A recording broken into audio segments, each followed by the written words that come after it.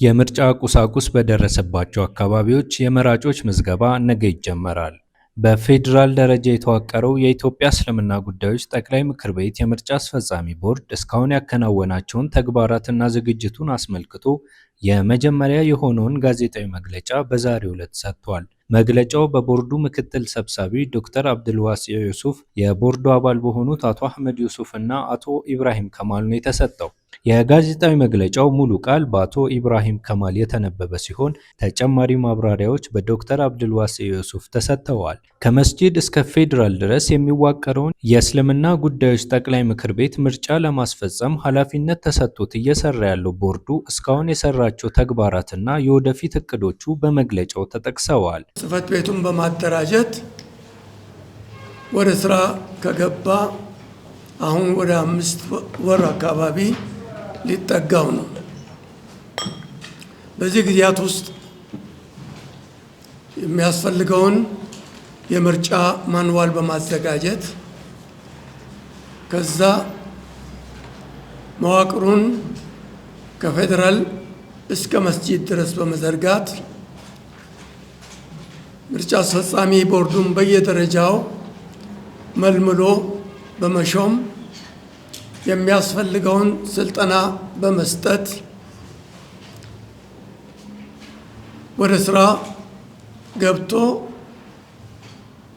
በአጠቃላይ ለየአካባቢው የሚያስፈልጉ የምርጫ ሰነዶችን በማሳተምና በማሰራጨት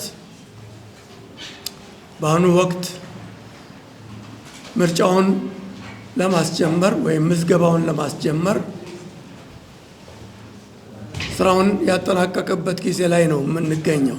ከዚህም ጋር ተያይዞ ምርጫውን ለማድረግ ወሳኝ የሆነው የምዝገባ ሂደት ነገ የምርጫ ቁሳቁስ በደረሰባቸው የሀገሪቱ ክፍሎች እንደሚጀመር ተገልጿል።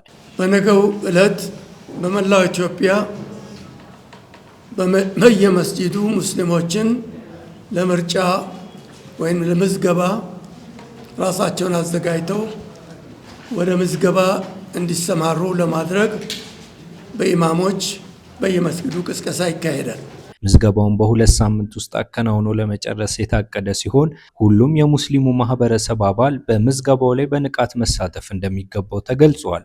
በፈለጉት ዘርፍ ለመመዝገብ ብቃቱ እስካላቸውና መስፈርቱን እስካሟሉ ድረስ የመመዝገብ መብት ስላላቸው ማንም ሰው ወደ ኋላ የሚቀር አይኖርም። እያንዳንዱ ዘርፍ ከኔ የተሻለ እገሌ ነው ብሎ ለስራው ብቃት ያለውን ሰው መርጦ እንዲልክ ታስቦ ስለሆነ እስካሁን ድረስ ከነበረው የመጅሊስ አመራረት ስርዓቱ ለየት ያለ ነው። በ5 ዘርፎች የሚደረገው ሀገር አቀፉ የ2017 የመጅሊስ ተወካዮች ምርጫ ዑለሞች፣ ምሁራን፣ ወጣቶች፣ ሴቶችና የሥራ ማህበረሰብ በሚል 5 ዘርፎች ስር ሁሉም ተወካዩን በመስጂድ እንዲመርጥ ይደረጋል። እንግዲህ በ5 ዘርፍ ምርጫው እንዲካሄድ የተደረገበት ዋናው ምክንያት እያንዳንዱ ዘርፍ ጉዳዩ በሚመለከታቸው ሰዎች ምሁሩ እንዲመርጥ፣ ዓሊሙ እንዲመርጥ፣ የሥራ ማህበረሰቡን እንዲመርጥ፣ ሴቶችን እንዲመርጡ፣